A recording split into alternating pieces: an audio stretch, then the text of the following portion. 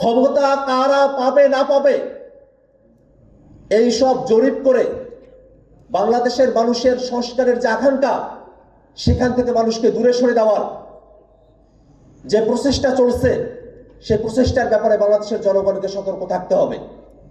এক দল বলছে যে আমরা আগে ক্ষমতা পরিচালনা করেছি, অভিজ্ঞতা আছে।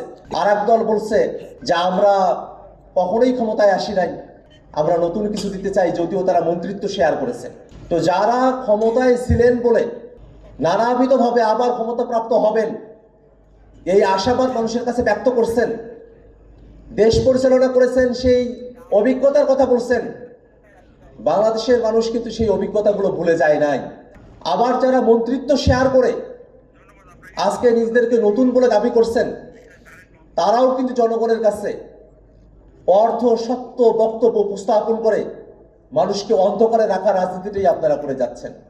বর্তমান যে বাংলাদেশ, এই সময়টাতে বাংলাদেশের রাজনীতিকে নতুনভাবে কিভাবে ঢেলে সাজানো যায়, কিভাবে বাংলাদেশের আপামর জনতা এবং নানা ধর্মের মানুষেরা তাদের জন্য সত্যিকার অর্থে একটা স্বনির্ভর বাংলাদেশ আমরা গড়ে তুলতে পারি, সেই রাজনীতিটা এখন হওয়ার কথা ছিল।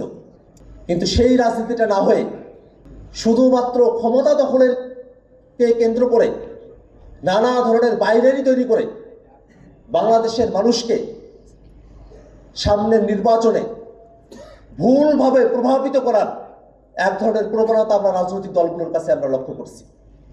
যে মানুষেরা 24-এর অভ্যুত্থানে জীবন দিয়েছেন, যারা শাহাদত বরণ করেছেন, তারা যে নতুন সংস্কারের বাংলাদেশ দেখতে চেয়েছিল, সেই সংস্কারের কথা বিএনপি জামাত কোনো দল তাদের আলোচনার মধ্যে আর প্রধান করে তুলছেন না।